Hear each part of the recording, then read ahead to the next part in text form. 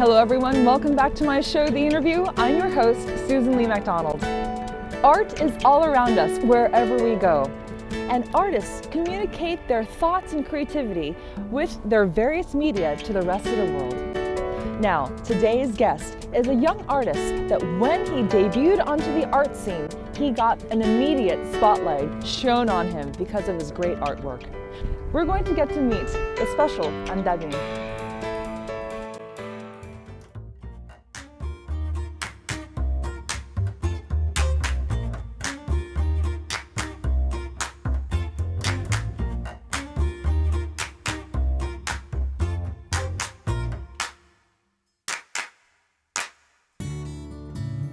The up-and-coming artist Ahn Da-bin illustrates his life through his artwork.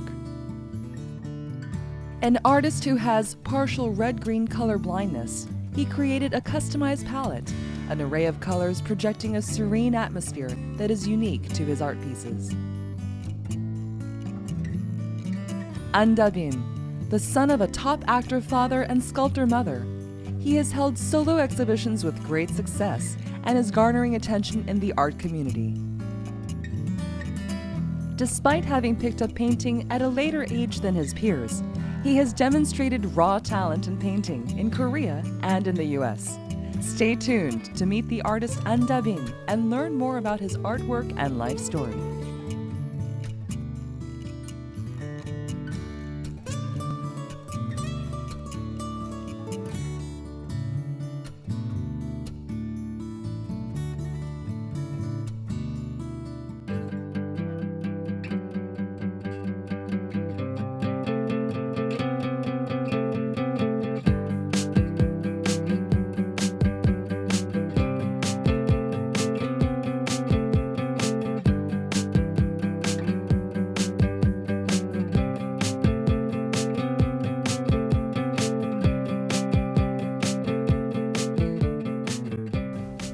Hi Da-bin, so nice to meet you. Hi Susan, it's a pleasure. I'm so happy that you're on my show with The Interview. Thank you so much for saying yes. Thank you.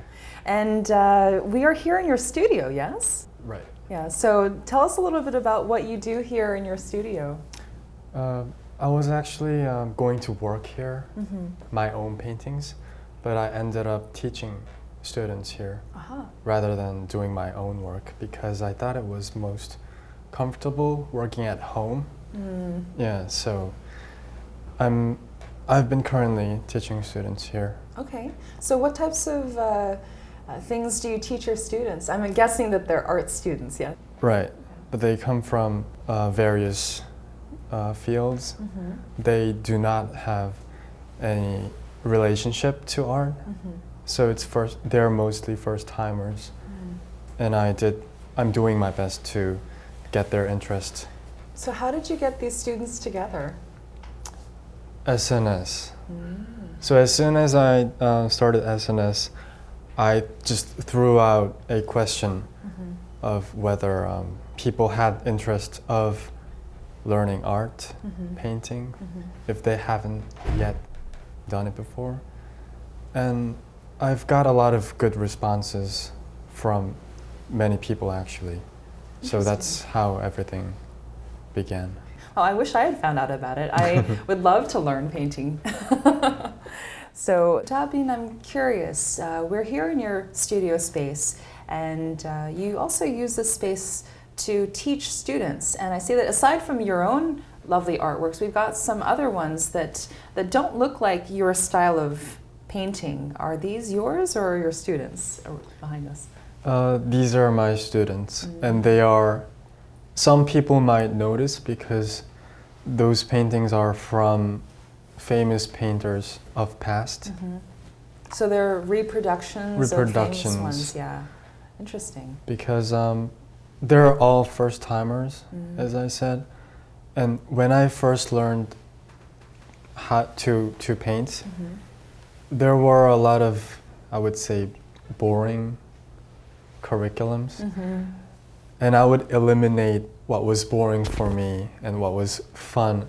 I would emphasize that in my class. Interesting. And I guess students liked that. And one of the method was to make reproductions of the paintings each student used to know or used to that they wanted to hang it on their wall. And obviously I cannot afford to buy the original painting. And I think it's a good idea to learn how to paint, and at the same time, if the result is good enough, they could hang it on their walls and have that feeling of having a really famous painting of their own. That's so interesting. Now, with you having been an artist for some time, you have an eye for what is, good, skilled artist. What do you think are important elements of being a good artist? I think you have to know yourself really well, and I think you can do that through doing some self-portraits. And I think I have done actually way too many self-portraits in my earlier years when I did my first show. Why do you say too many? People said too many. And now I think back, I did too many. But it did help me because even though when I do still lifes, it's not alive, I guess I have the sense of giving a non-living object life, lifelike mood. I'm focusing on making the object look realistic in my paintings. I have noticed that your art looks like photography, and I know that that is a big kind of subgenre within art these days, and you can find some very realistic, like almost photographic quality art, but you do that, and you do that really well. I'm seeing here that you have some of the objects that you, I guess, got inspiration for your art. Can you tell us how it is that you do such realistic work? Okay, so before I go into that, there are about 2-3 subgenres of realism. One is hyperrealism, that is, I guess, most realistic painting, even more real than the actual object. And there is photorealism, that would be just reproducing what's on the photo onto your canvas. And I don't think I fall into either because I just figured out my own way of making the object look realistic in my paintings. I do use photo reference when I paint. So I would take the photograph of the object I would paint and I would print it out, or nowadays there are tablet PCs, so I would have it on the screen 1:1 ratio to the size I want to paint. And I guess that's how I work. I would have it right next to my canvas. What is the reason why you choose to do realist paintings as opposed to impressionist or any other type of art? I don't know if other artists agree to what I'm about to say, but I cannot predict what I'm going to paint or what I will be doing in 20-30 years. But my style would change, and if it becomes, if the genre becomes abstract, people would say, if they don't have a lot of information about me and the field of art, they would say, why should we appreciate this painting? It only has a dab of paint in the center of the canvas. And I guess I'm preparing for those kind of feedbacks by working on some realistic paintings of my earlier year. That would be past tense in 20-30 years. My main focus is on how realistic the painting is. I love hearing comments like, your painting looks like a photo. I think that's a compliment for someone whose main goal was to paint like a photograph. Well, as you probably know, even before we started our interview, our cameramen and our staff were going up to your paintings and thinking, wait, is this a real painting? That looks like a photograph. And everyone was questioning you because it looks so realistic. So I guess even though we didn't mean to flatter you beforehand, So I guess to answer that question in one sentence, my main focus would be technique. Technique, very cool. Da-bin, what are some of the pieces that you cherish most? Unfortunately, they have been sold. Oh. I wish I still had the paintings that I cherish the most. At my first exhibition, I actually asked the director if we could put a red sticker on the painting that I like the most. That means to the viewers, the red sticker means that the painting has been sold. Yes. And she said okay. Yeah. And I got to keep that painting at home. But painting should sell at shows, so I don't do that anymore. Well, it seems to be a happy kind of problem, no? You know, being able to sell the paintings that you cherish most and knowing that it's going to hang in someone's office or room and be loved as much as it was, you know, loved by you, right? Da-bin, you've had a number of exhibitions despite the fact that you're quite young, and I'm curious what your first exhibition was like for you. I was actually in the military, in the Air Force, Korean Air Force to be specific, and I had few paintings at home when I went to the military. Most of them were from college work. I didn't know they were good enough to be exhibited, but luckily they liked my first gallery. The director liked my paintings, and I managed to get a vacation from the Air Force, a 2-week-long vacation. Is that typical? That seems pretty unusual to be able to take that type of vacation for that, no? But then I would cut down other vacations and I would put them together into one long vacation. I see. So I was lucky enough to manage to have my first show Wonderful. while serving in the military. So Da-bin, you were in the military doing your mandatory service, as most Korean males do, right, for 2 years. And kind of in the middle of that, were able to do your first art exhibition.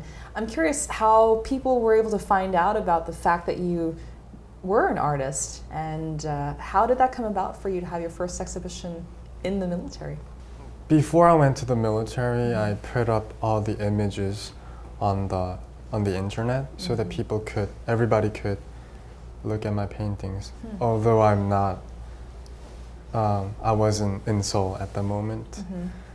But I threw out my images along with my email address, and that's how I first got my message from the gallery. That's so interesting. They actually didn't know I was in the military. What was the feeling of seeing your art in a gallery and not in your home or in your studio? It actually looked different, and size-wise, it looked really small in a gallery because the ceilings were a lot higher than my home, and it looked great. Yeah. I bet your family and friends were all proud of you. I'll admit that for having a father who's well known for quite long years. And your father is an actor. He's an actor, yeah. Yes. And I was very uncomfortable for having such focus or spotlight, as you said. For the first time I viewed my paintings in the gallery, I can say this because I'm okay now. My paintings, from my view, I think they've gotten better than my very first show, and people see me as more as just artist Da-bin rather than someone's son. Do you ever feel burdened by the fact that your father is so well known, and that that there might be some either comparisons success-wise, even if you are in different fields. Does that ever bother you? I would say it's very pressuring for me. My dad, I would say that he's perfect in terms of his job or even what he does to his family. And I always had the pressure of also being a precise person, modest person, and talking about occupations. Even I'm a painter, I feel like I have to achieve something, and I cannot achieve what he has achieved. But maybe when I become his age, I'll have to be maybe somewhat similar stage, and that is pressure. Inside this magnificent building, eyes were on the young artist amidst the countless people here. With a serious and somewhat nerve-wracked look on his face, he hastened his footsteps. I wonder, what is he doing here?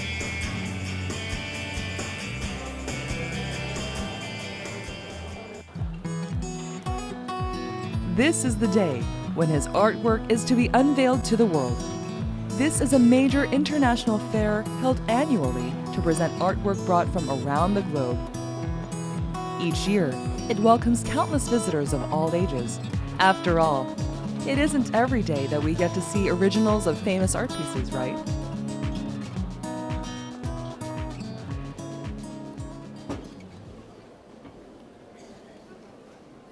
Ahn Da-bin observed the creations of other artists with a meticulous eye. This is because he understands the need to look to other artists at times in order to maintain a broader view as an artist and continue to evolve. 네, 오랜만이에요. 네, 감사합니다. The process is as equally important as the product, if not more. Ahn Da-bin was curious about the creative process behind this particular piece. 그럼 딱딱한가요? 만지셔도 돼요. 그러니까 종이를 그러니까 접은 보존에, 거구나. 네. 부채 보존에 접듯이. 전혀 문제 없고. 네. 처음 봤을 때 느낌이 뭐였냐면은 좀 스타성도 있고 상품성이 있다고 생각했어요. 왜냐면은 작가 자체만으로도 스타성이 있고 상품성이 있는데다가 유일하게 작품도 잘하시고 그림도 잘 그리고 뭐 모든 면이 다 갖춰져 있다고 보세요. 뭐 열심히 하고 계시니까 잘 될 거라 믿고 있어요. 아무튼 화이팅! 네.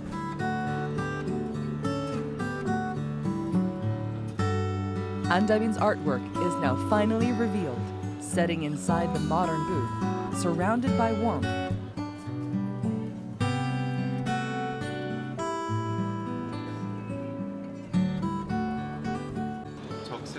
The paintings depicted simple beauty that seemed familiar, yet they left a strong, lasting impression. 유리 느낌? 굴절되는 그런 느낌이 그렸다기보다는 약간 작은 세필붓으로 이렇게 콕콕 찍어서 그리면 아까 말씀하신 것처럼 그림이라는 느낌보다는 약간 요즘 약간의 픽셀 개념의 이거 여기 보는데 그런 약간 작업. 일부러 그 의도하신 거예요? 네, 하시던- 올해부터 기법을 조금 바꿔가지고요. 고요하면서 정적인 느낌이 좀 강한 것 같은데 가운데 이런 가로선이 정말 정직하게 있어서 어떻게 보면 또 역동적인 느낌도 나요.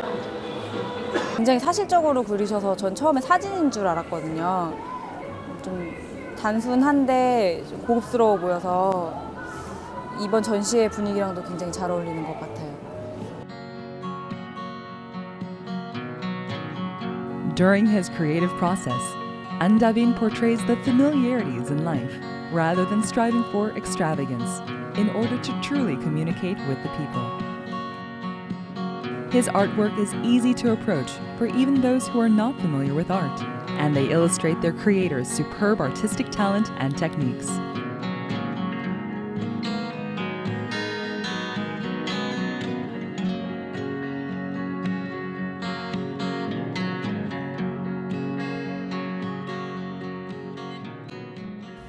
paintings have very subtle coloring. Of course, you do have this with a very red object, but most of them are very subtle and inspire kind of a serenity about it. Why do you choose these specific colors? Some people know from my writings, or it's on the brochure of my first show, but I was born with color deficiency. I heard it's common to some people, maybe 1 out of 10 have that. Otherwise known as color blindness, right? Right, but I'm not fully colorblind, I'm partially colorblind, and it's confusing when reds and greens are either mixed together or in a pattern on the same space. So I'm not, it's not that I'm unable to see colors of greens and reds, but it's just confusing when they're together. So I have the tendency of not using too much of reds and greens together, and that ended up giving me a color palette of desaturated colors. So I would say my color palette is somewhat limited compared to other artists. But you've made that choice specifically, and is it also because you want to create a certain mood of tranquility for someone taking a look at your pictures? Yeah, I think paintings should be beautiful or have beauty in it, rather than being too grotesque or, I don't know, uncomfortable when it's hanging on the wall. But I think color takes biggest part in that, and I try to use desaturated colors, and that means none of the colors are too bright and saturated. So a lot of times people say that art reflects the heart or the emotions of the artist. And in this case, because a lot of your art seems so tranquil and so meditative, that one would guess that you are very much kind of a meditative person. Is that the case? I wouldn't say no, because I'm a very calm person. And when I'm in a conversation with many others, I'm the one who kind of sits back and just listens. But I'll say what I have to say in between.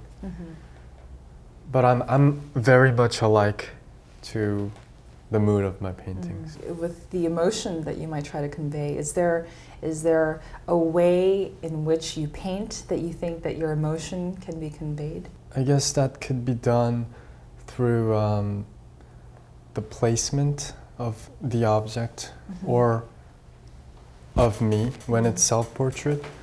And I always try to make a balance between left and right, top and bottom. And I do a lot of researches of that, of diagonals or ratios. So what would it mean feeling. to have something placed to the right or left as opposed to just dead center? How would you be able to explain the different types of emotions with the placement of an object, or whether it's you or an actual plate?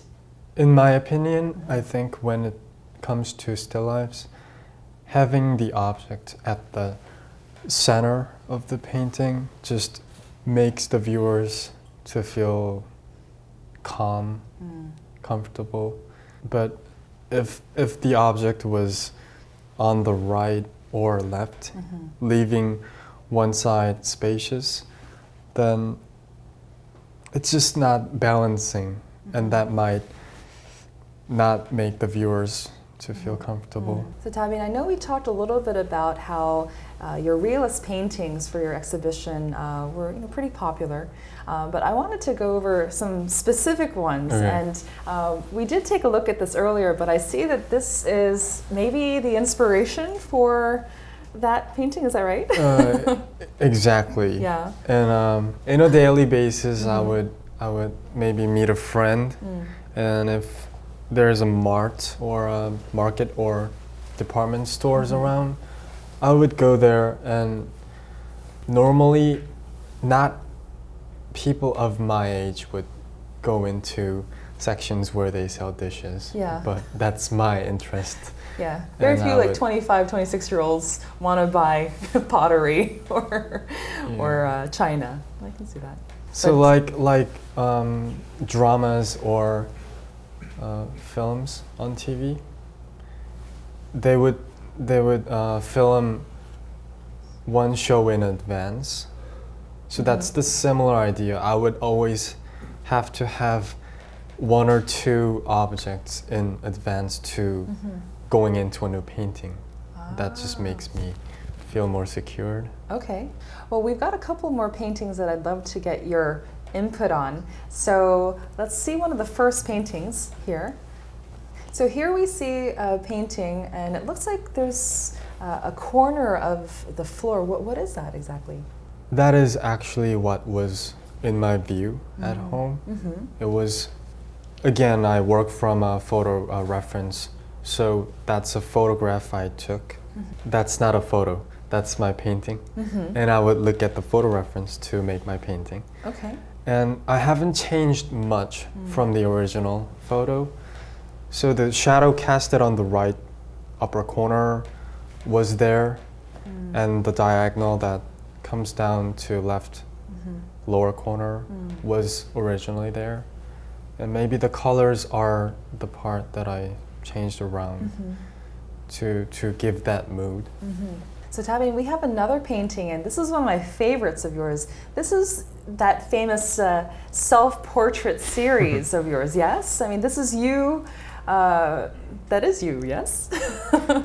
With a cup. But I wouldn't say that it's a famous self-portrait, but that was my main painting from my recent show. Yeah, well, it's right there, right behind us, as the main that piece of work. That was hanging outside of the gallery, so that people know what's going on in the basement of the building. One of the really cool things about this is, our staff and the people who are, working with us to make the show happen. They all went up to that and they were like, "This looks like a picture. It doesn't look like a painting." So you're doing an incredible job with that there. Thank you. Wonderful. And with this specific painting, I might be wrong, but from what I learned from college of golden ratio, I have put in that idea into this painting. And I don't know if I was successful in doing that to make people's eyes look comfortable when they look at this painting. But I'm pretty sure the shadow casted on top of the painting, it comes diagonally and makes a turn through my hands and the cup that I'm holding, finally directing it to my eye, my right eye. That was my intention, and Wow. I don't know if I was successful in doing that. But. Well, I feel that it definitely draws the attention to your face, no doubt about it. And that's very interesting. I can see that whoever has this hanging in their home would be, constantly looking at your eyes. Great. Well, thank you so much for sharing with us about some of your paintings. And now I'd like to change the subject just slightly, a little twist here.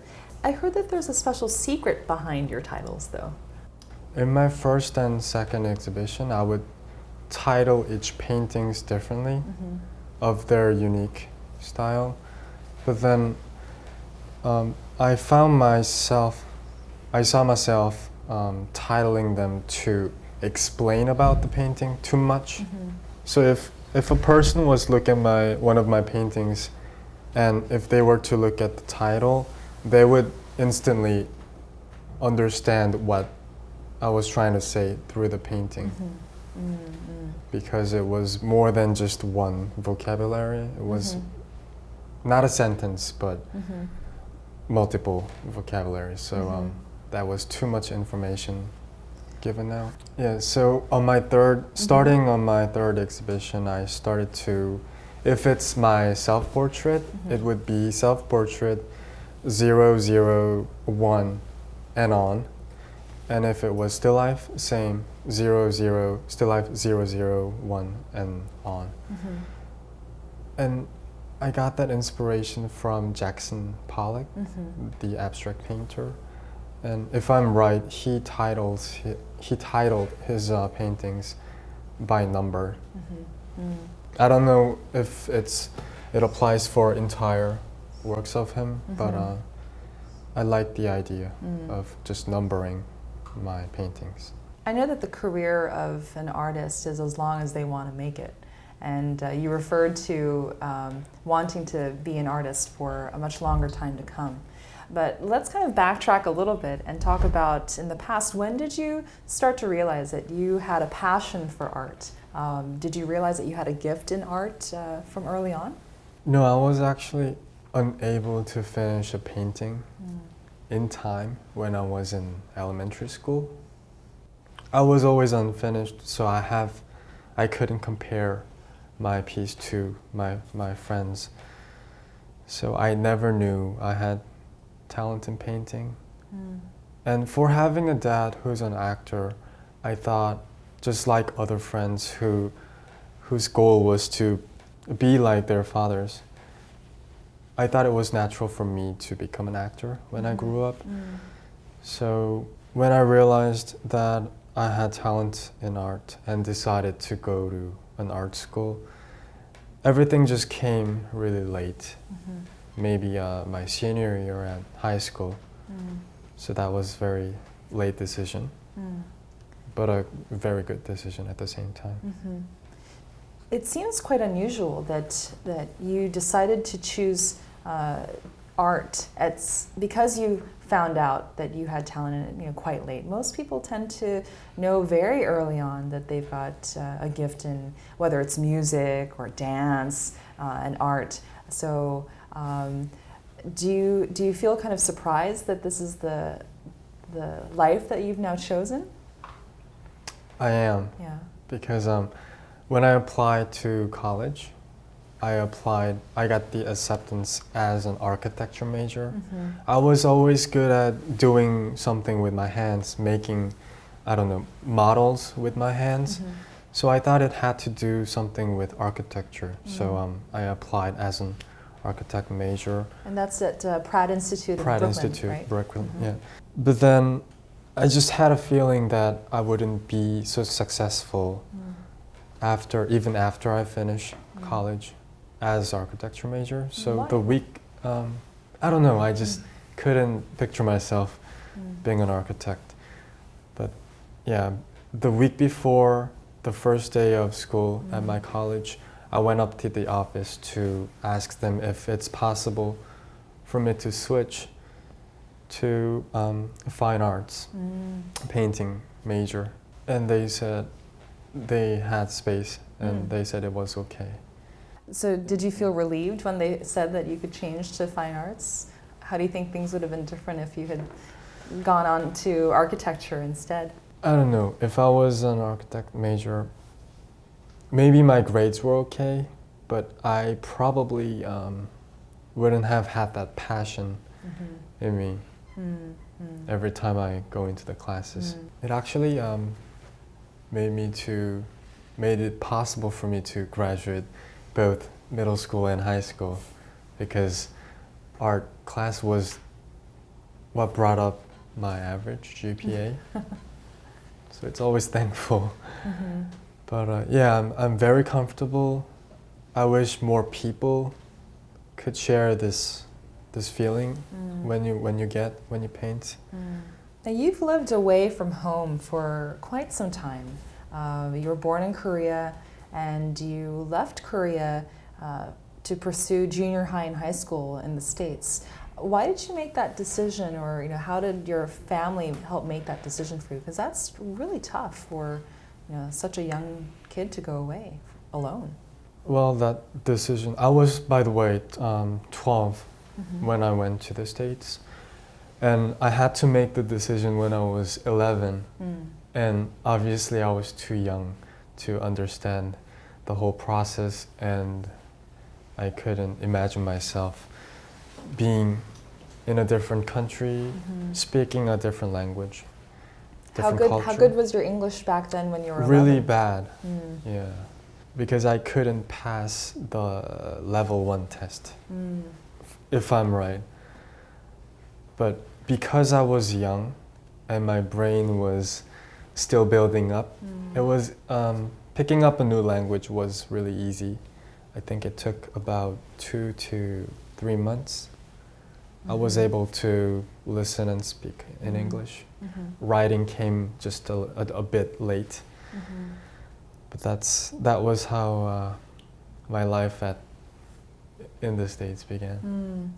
Now you've been back here in Seoul for a few years, but when you were back in the States, I imagine that because your family wasn't in the States, that there might have been a lot of times that you felt either lonely or maybe isolated. How did you endure any of those times? I read books and wrote poems, actually. And I still have poems at my home. It's in a little diary. And actually, it has been published on a magazine a few years back. My mom somehow found out that I had poems hidden in my closet, and she thought it would be interesting for her to bring it to the magazine publisher, and I don't know, I wasn't comfortable, but that's how I endured the time of maybe loneliness.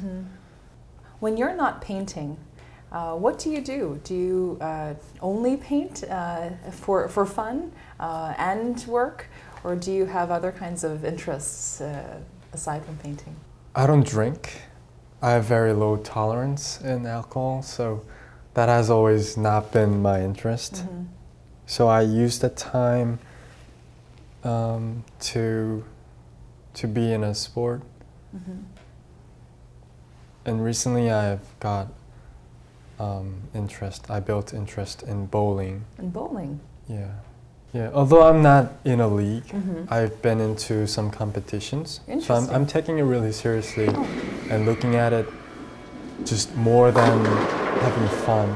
Because if you go to a bowling alley with 3-4 other friends, the format of bowling is that you wait for your turn and you only get 1 shot if you strike out, or 2 shots if you get the spare. But if I go there alone, without any terms in between shots, it really helps you work out because you use your whole body if you have the right form. I'm still getting there, but my score has been higher than before, so I decided to get into some competitions. Very interesting. Wow. You know, I know here in Korea they do have a lot of bowling alleys, and they have like a rock and roll type of mood with bowling. Yeah. Is that something that interests you as well, or is that kind of how you got started? So I went to the bowling alley, and they have a little shop in the corner where they sell bowling balls, personal bowling balls. And as I'm a painter, I'm always attracted to colors. And nowadays, I don't know, back in 90s, all the bowling balls were either very dull color, black bowling balls. But nowadays they make very, I don't know, fancy. To me, it looks almost like an artwork. And I bought a bowling ball last summer, and I started to collect a bowling ball once a month, and now I have 8. And I wouldn't just display it on my shelf. But nowadays, after 10 p.m., they turn off the lights and they turn on the black light. And most bowling balls they make nowadays react to the black light. Interesting. So yellows, orange, light greens, they react to the colors. So if you throw the bowling ball right on the lane, it actually looks quite beautiful. So there's art in everything you do. There's something artistic, yeah? Yeah.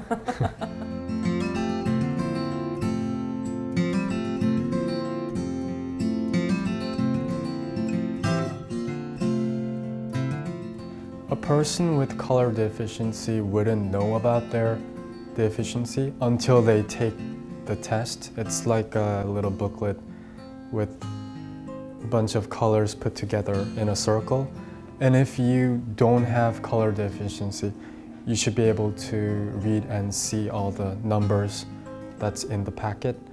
But I only saw about 2/3 of what was in the packet, so I was not totally colorblind, but partially colorblind.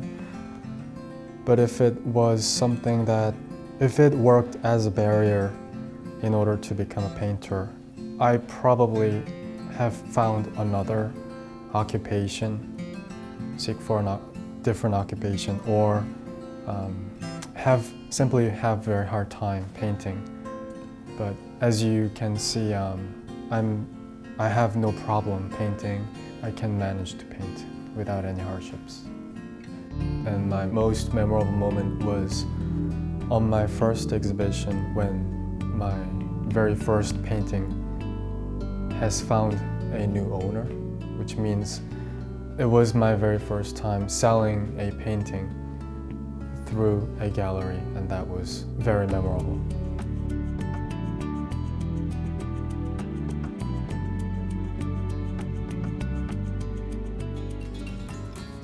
Considering what my father has achieved in his lifetime as an actor, I probably wouldn't be able to surpass him in terms of success. But as I chose a different path from my father to become a painter, full-time painter, I think I can get my own achievements through a different way.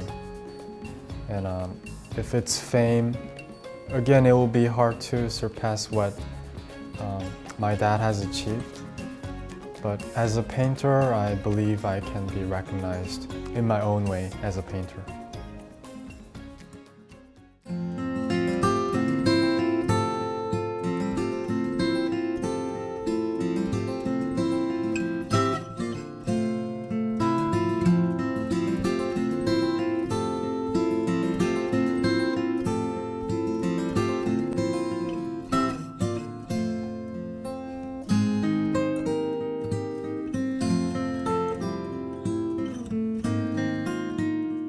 So Da-bin, I hear that you're preparing to go to the States again pretty soon, is that right? Right. And will you be finishing your schooling there? I used to study in Brooklyn, New York, but I decided to make a change and I transferred to Chicago. And when I go back in January next year, I guess it will be a new start for me in a new place, new school, new town, and I'm looking forward to it. Do you have any friends or family that are in Chicago, or are you kind of starting from scratch all there? I'd rather not have anyone that I know be there because I guess it's my tendency of not trying to rely on someone or my friends. And when I go there, I know I'll run into some hardships because everything is new for me, except the fact that I'm studying art. But do you feel that you're a kind of person that thrives on challenges and experiencing new things as opposed to just being comfortable with an easy surrounding? yeah, sure. Yeah. Yeah, I've always wanted to be away from the safe zone, comfort zone. And I'm always excited about new things, although that means hardship. Why do you think that is? I guess I'm someone who wants to evolve. But if you're too comfortable with your daily life, current daily life, and if you don't seek for changes, I don't think you would either thrive or evolve in what you do. And especially as a painter, I think you need constant inspirations from various atmospheres, people, and places. So I always try to give myself changes and challenges. Going forward in the future, what other kinds of artwork are you thinking that you'd like to be able to do? Once I wrote on my SNS, people are attracted too much towards modernism, and that includes typography. I don't know if this is a good example, but they would put up a photograph, and in the center is another layer of typography with a swear word or something very, very strong, and Something not for, so like not shock so value? yeah. I don't know. Young people think that's a really good art. Maybe it is. Maybe I'm wrong, but I hope they see beauty in classical art rather than too much of modern art. I hope there's a balance between the two. And as I'm attracted to works from the past, Impressionism era, I think people should focus more on what has happened before and know what's going on now. That would help. I bet you have some future projects planned. What's next for you? I hope to hold solo exhibitions every year, if that's possible. I can manage myself, but I need to get the contact from the gallery in order to put together a show. But if that's possible, I would like to continue an annual show. And maybe if I get lucky, I want to come out of the gallery and maybe have a show in a small museum. That would be an honor. But if that could happen in my earlier years, that would be great. Da-bin, what is art to you? Well, to me, if heart was myself, art would be the flesh of me. I think that's what makes me. And at the moment, I can't imagine myself not being able to paint. And it's something that I take very seriously, and something I will take seriously for a long time if I can manage to do that. So art is flesh. Da-bin, it's been a real pleasure to talk with you and get your perspective on art and learn a lot about you and kind of why you've chosen this field. I wish you continued success, and now as you're going back to the States to complete your education, I wish you all the best, and I look forward to seeing your solo exhibition next time. And maybe you can teach me a little bit about painting too next time. I will. Awesome. Thank you Thank so you. much. It's been a great time. My pleasure.